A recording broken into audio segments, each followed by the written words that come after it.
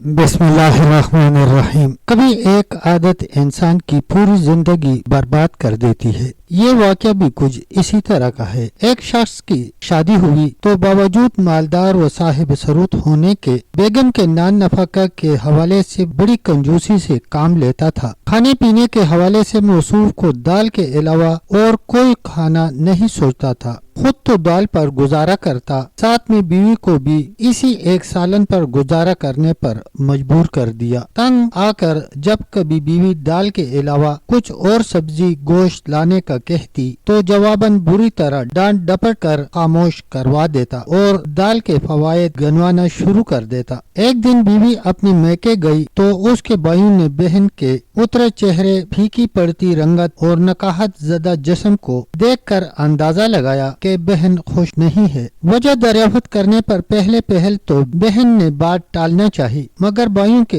इसरार पर शोहर की कंजूसी और दाल का किस्सा सुना डाला। भाइयों ने कहा कि इसका मामला हम पर छोड़ दो, बस ये नींद की गोली ले जाकर उसके खाने में डाल देना। बहन ने वापस आकर शोहर के लिए उसकी मनपसंद डिश दाल बनाई और वो नींद की गोली उसके सालन में डालकर उसे खिला दी। अब शोहर जैसे ही नींद की गहरी वादियों में उतरा तो उस औरत के भाइयों ने आकर पहले उसके कपड़े उतार कर उसे कफन में लपेटा, फिर उसकी चारपाई एक अंधेरे तारीक कमरे में ले गए। जैसे ही वो नींद की वादियों के सैर से वापस आया तो अपने आप को कफन में मलफूफ पाकर समझा कि शायद उसकी मौत हो चुकी है। उसके उस गुमान को यकीन में बदलने के लिए औरत के दो भाई यानी दुनियावी मुनकर व नकीर बनकर हाजिर हुए और सवालात का सिलसिला शुरू किया, यानी कि तेरा रब कौन है? बखील ने जवाब दिया, रब्बी अल्लाह। फिर कहा गया, तेरा दीन कौन सा है? दीन इस्लाम। नबी कौन है? मोहम्मद सल्लल्लाहु अलैहि वसल्लम। जब इन तीन सवालों के जवाब दे चुका तो एक चौथा सवाल दागा गया, दुनिया में खाना क्या खाते थे?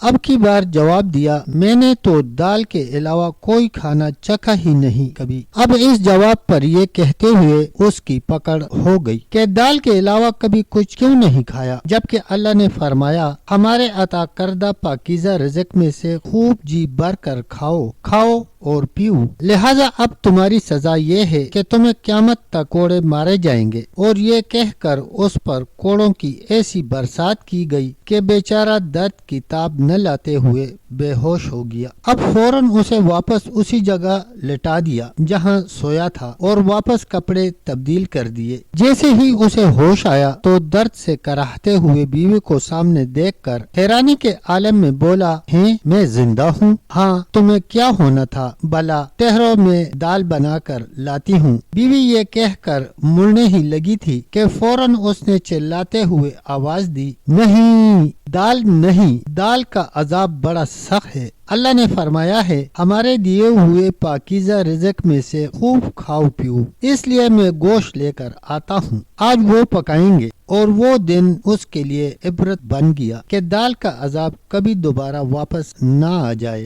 प्यारे दोस्तों, अल्लाह ने जिसको फराखी रिज़्क़ दी हो उसको चाहिए कि फराख दिलाना दिल से अल्लाह का शुक्र अदा करे और उसमें से खाए पिए और इसराफ न करे। अगर वीडियो अच्छी लगी तो वीडियो को लाइक और शेयर करें, चैनल को सब्सक्राइब करें और कमेंट सेक्शन में अपनी राय का इजहार जरूर करें। तब तक के लिए इतना ही, मिलते हैं एक नई वीडियो के साथ। तब तक के लिए अल्लाह हाफिज, अल्लाह निगहबान।